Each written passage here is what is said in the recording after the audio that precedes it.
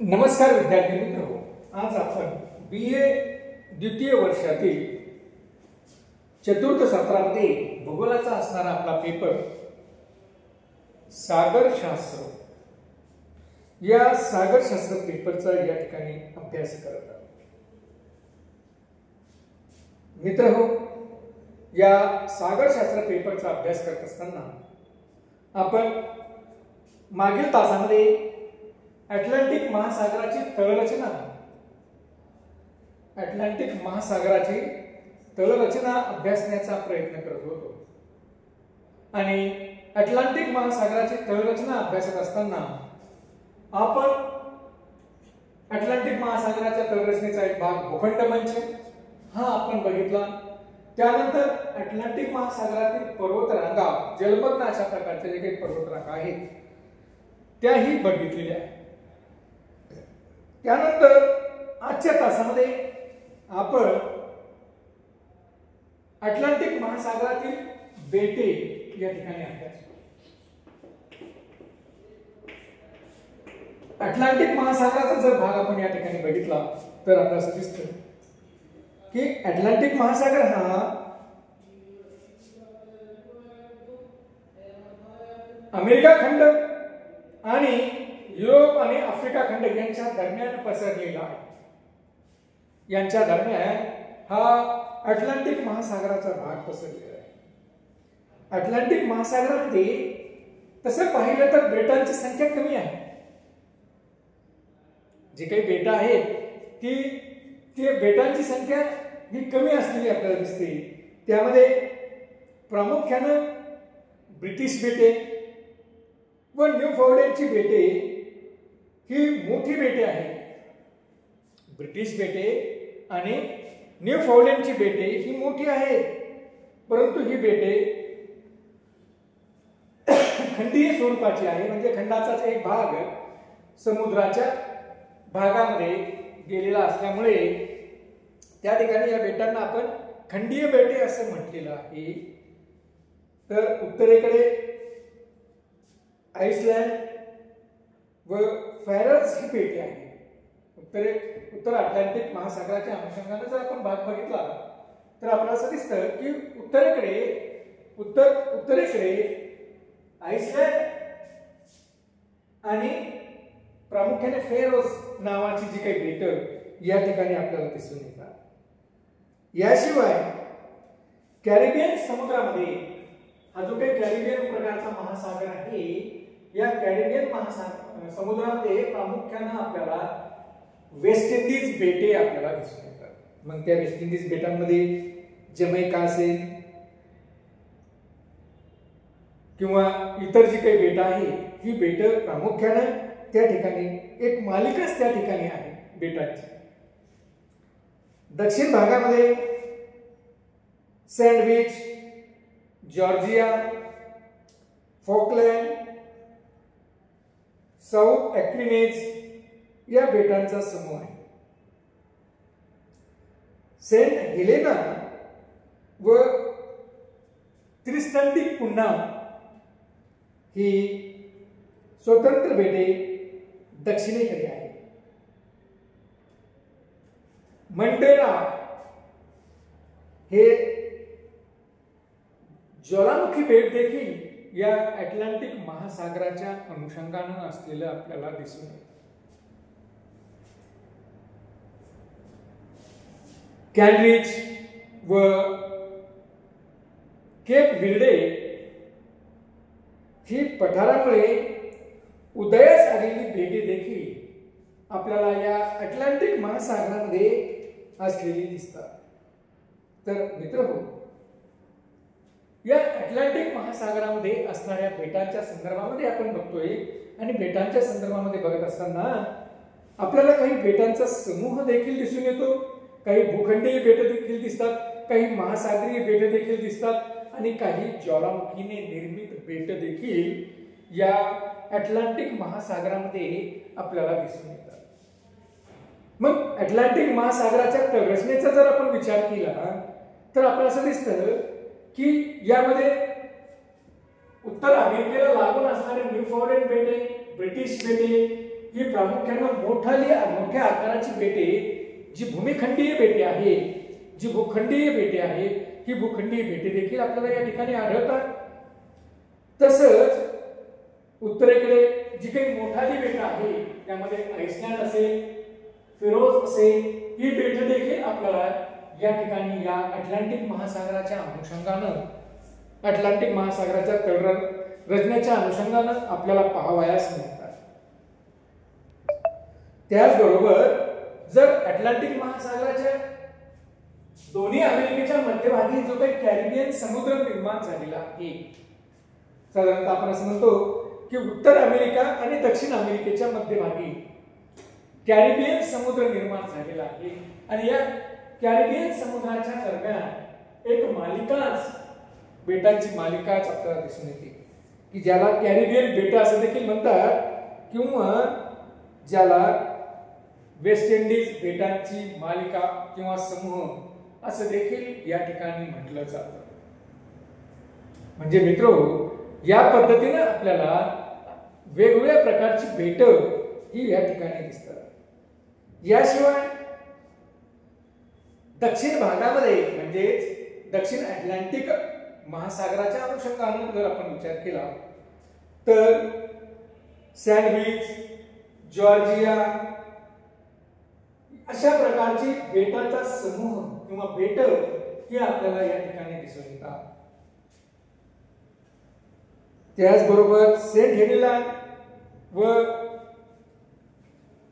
त्रिस्टन D कुने नावाची बेटांचा समूह देखील आपल्याला या अटलांटिक महासागराच्या अनुषंगाने दिसून येतात की जी बेट स्वतंत्र अशा पद्धतीने दक्षिणेमध्ये आहे. स्वतंत्र अशा प्रकारची ही बेट या ठिकाणी आपल्याला की जी महासागराच्या मध्यभागामध्ये किंवा महासागरामध्ये असलेली आपल्याला दिसतात.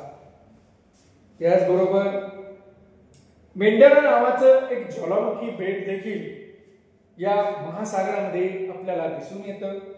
त्याच पद्धतीने कॅन्ड्रिज व केप व्हिडो नावाचे जे काही बेट आहे, ही बेट प्रामुख्याने आपल्याला जो काही महासागरातील पठारी भाग उंचावल्यामुळे निर्माण झालेला भाग हा पाण्याच्या वर आल्यामुळे त्या ठिकाणी बेटांची निर्मिती झालेली आपल्याला दिसते. म्हणजे अशा पद्धतीने या दक्षिण अटलांटिक महासागरामध्ये आपल्याला ही बेट आढळून येतात. याशिवाय मित्रहो, या अटलांटिक महासागर रचनेचा जर आपण भाग बघतो तर त्यामध्ये बेटाबरोबर काही सागरी गर्ता देखील किंवा सागरी डोक देखील या ठिकाणी आपल्याला आढळतात.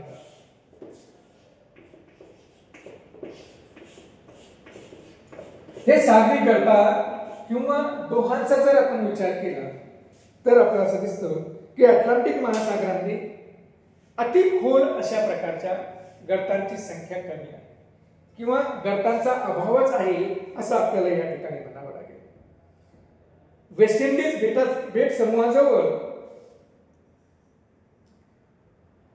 पोर्टो रिको नावाची गर्त आहे. वेस्ट इंडिज बेट समूहाजवळ म्हणजे वेस्ट इंडिज बेट समूहाजवळ या ठिकाणी पोर्टो रिको नावाची एक गर्ता आपल्याला या ठिकाणी दिसून येते की ज्या गर्तेची खोली ही साधारणतः 9624 मीटर एवढी खोल गर्ता वेस्ट इंडिज बेटाच्या समूहाजवळ या ठिकाणी पोर्टो रिको नावाची ही गर्ता या ठिकाणी आपल्याला दिसते.